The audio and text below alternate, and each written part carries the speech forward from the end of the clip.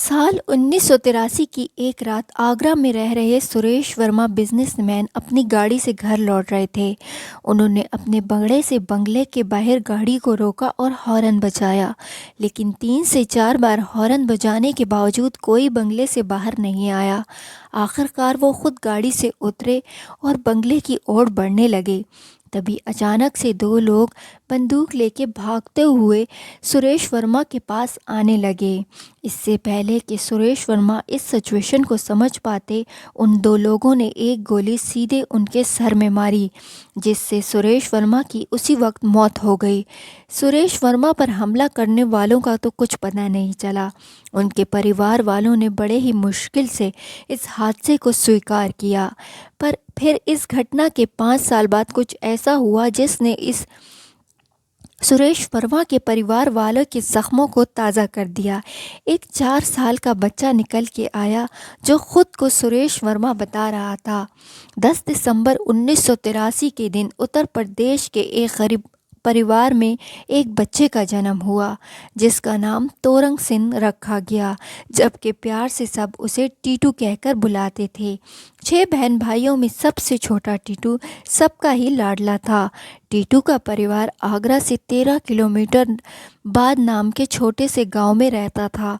जब टीटू 2 साल का हुआ, उसने अपने माता पिता से अजीबोगरीब किस्म की बातें करनी शुरू कर दी। वो अपने माता पिता से सवाल करता कि आप लोग कौन हो? ये मेरा परिवार नहीं है, मेरा नाम टीटू नहीं सुरेश है, और तुम लोग मेरे माता पिता नहीं हो, जबकि आगरा में मेरी एक पत्नी और बच्चे हैं। टीटू की ये बातें सुनकर उसका परिवार परेशान हो जाता था। यहाँ तक कि टीटू ने कई बार अपने माता पिता की गरीबी का भी मजाक उड़ाया। टीटू अपने माता पिता से कहता कि उसके पास एक बड़ा घर है, एक बड़ी गाड़ी है। अब सवाल ये था कि टीटू ऐसी अजीबोगरीब बातें क्यों करता था? ऐसे बर्ताव के पीछे आखिर क्या वजूहात और राज थे? पहले तो टीटू के परिवार को लगा टीटू मनगढ़ंत कहानियाँ बना रहा है, जैसे बच्चे अक्सर अपने बचपन में बनाते हैं। पर जैसे जैसे टीटू अपने गरीब माता पिता के साथ बड़ा होने लगा, उसका बर्ताव और अजीब होने लगा। 4 साल का होते होते टीटू रोज़ अपने पिता से आगरा जाने की जिद करता रहता था। उसके पिता कोई ना कोई बहाना बनाकर इस बात को टाल देते थे। पर एक दिन उसके पिता किसी काम से टीटू को बताए बगैर आगरा चले जाते हैं। जब टीटू को ये बात पता चलती है, वो गुस्से से पागल हो जाता है। घर की सारी चीज़ें इधर से उधर फेंक देता है, अथल पथल कर देता है और ज़ोर ज़ोर से चीखने लगता है, रोने लगता है। उसके तमाम बहन भाई इस सारी सिचुएशन से परेशान हो जाते हैं, और उसी समय टीटू से बड़ा 13 साला भाई अशोक उससे बात करने की कोशिश करता है। टीटू रोते हुए बताता है कि आगरा में उसका बड़ा घर है, परिवार है, और वो वहाँ जाकर उनसे मिलना चाहता है। टीटू का बड़ा भाई ये सब सुनकर थोड़ा सा शॉक्ड, हैरान और परेशान हो जाता है। अपने भाई को टीटू मज़ीद बताता है कि आगरा में उसके रेडियो की दुकान है।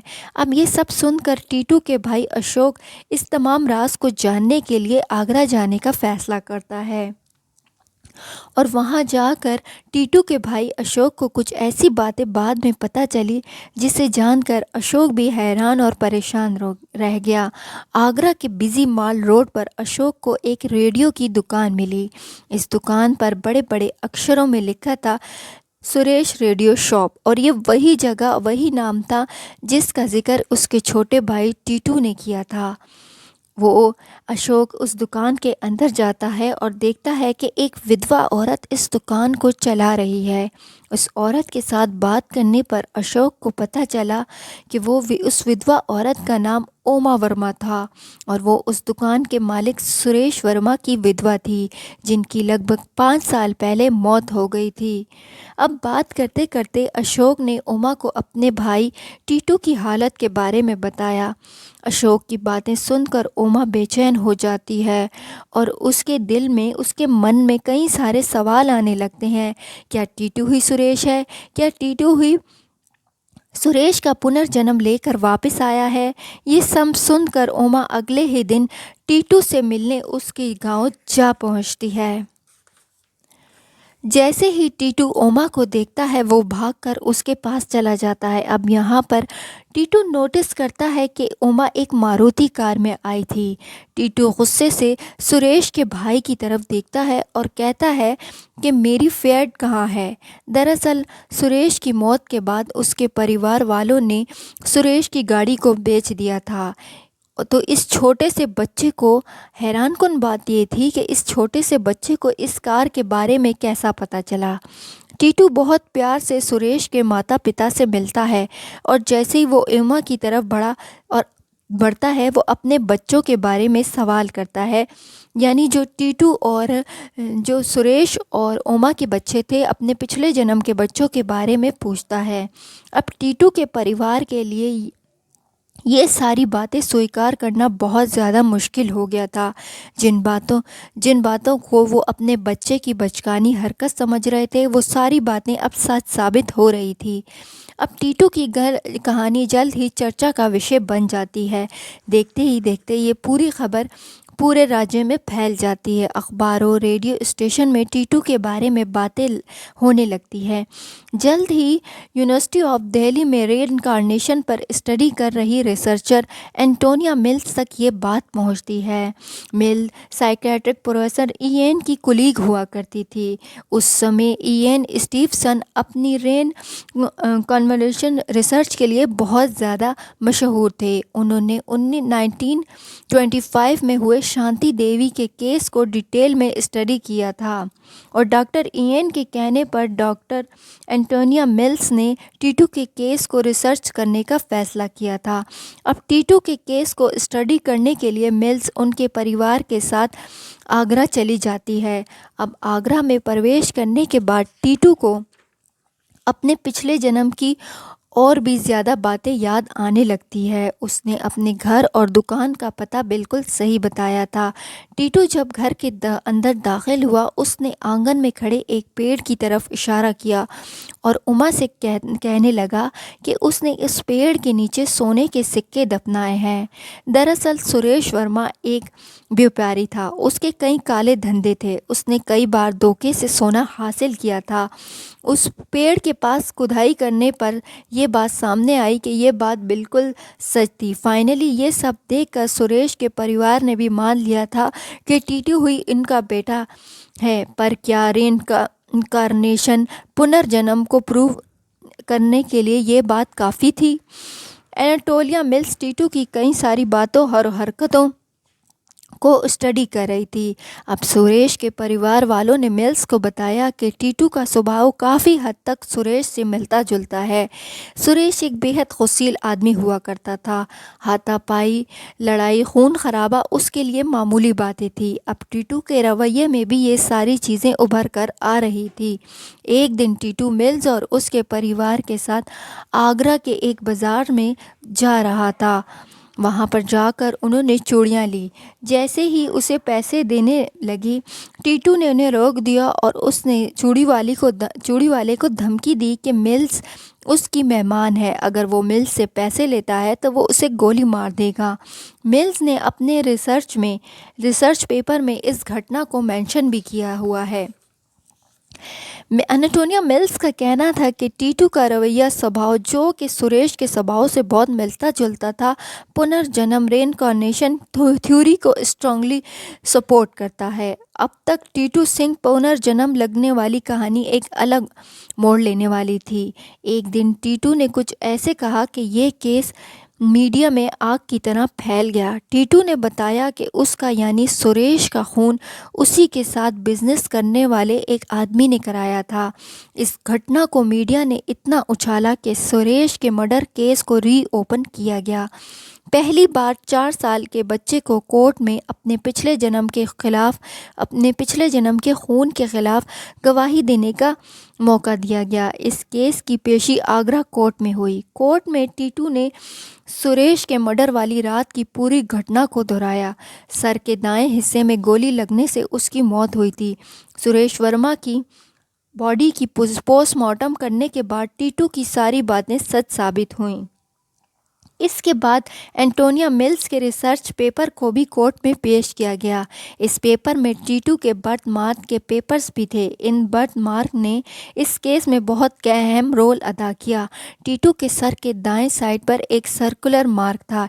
ये ठीक वही जगह थी जहां सुरेश को गोली लगी थी।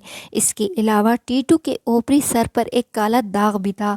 सुरेश के परिवार वालों का कहना था कि ये जो बर्थ मार्क है ये सुरेश के बर्थ मार्क से मिलता जुलता है, यानी सुरेश जो पिछले जन्म में था उससे मिलता जुलता है। डॉक्टर इएन ने अपने रिसर्च में पुनर्जन्म बर्थ मार्क कनेक्शन के बारे में काफ़ी डीप बातें की हैं।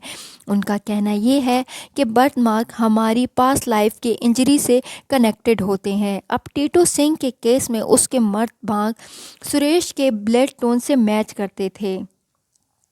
हिंदुइज्म में भी बर्थ मार्क को काफ़ी इम्पोर्टेंट करार दिया गया है। कहा जाता है कि दूसरा जन्म लेते वक्त हम पिछले जन्म की निशानियां हमारे साथ लेकर दोबारा दुनिया में आते हैं, जो कि बर्थ मार्क के तौर पर हमारे शरीर पर नज़र आते हैं। फाइनली आगरा कोर्ट ने पुनर्जन्म की बात को मान लिया और सुरेश के कातलों को सज़ा भी मिली। अब ये बहुत ही रेवोल्यूशन जजमेंट था, क्योंकि आम तौर पर कानून और अदालत ऐसी बातों पर विश्वास नहीं करते। इस पूरी पुनर्जन्म की थ्योरी को झूठा बताया जा रहा था। इसकी अहम वजह ये थी कि टीटू की डेट ऑफ बर्थ, टीटू के परिवार वालों का कहना ये था कि टीटू का जन्म 1983 में हुआ है, जबकि जिस सरकारी अस्पताल में टीटू का जन्म हुआ था वहाँ के सरकारी रिकॉर्ड्स में टीटू का जन्म 1982 में लिखा गया है, जबकि सुरेश वर्मा का मर्डर 28 अगस्त 1983 में हुआ था। अगर इन रिकॉर्ड को सच माना जाता तो पूरी की पूरी पुनर्जन्म की थ्योरी गलत साबित हो जाती। पर तभी रिसर्चर ने एक ऐसी थ्योरी पेश की जिससे एक बार फिर इस केस का रुख बदल गया। रिप्लेसमेंट रेनकॉर्नेशन, एक ऐसी कंडीशन जिसमें मरे हुए इंसान की आत्मा बच्चे के शरीर में घुसकर उसकी आत्मा को रिप्लेस कर देती है। अगर टीटू का जन्म 1982 में हुआ था तो ये कैसे मुमकिन है कि सुरेश की मौत तो 1983 में हुई थी।